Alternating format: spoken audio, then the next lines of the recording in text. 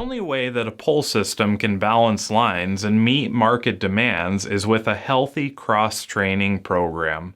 Markets will go up and down, and the ability to move your resources around is one of the most important things that you can develop. This means that employees must be given opportunities to train and function throughout the entire organization. Many companies will use training programs and training matrices to track employees' skills.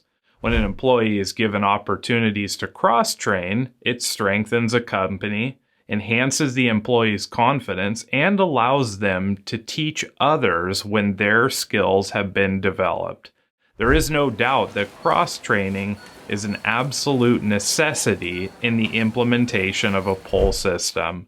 We'll see you in the next module.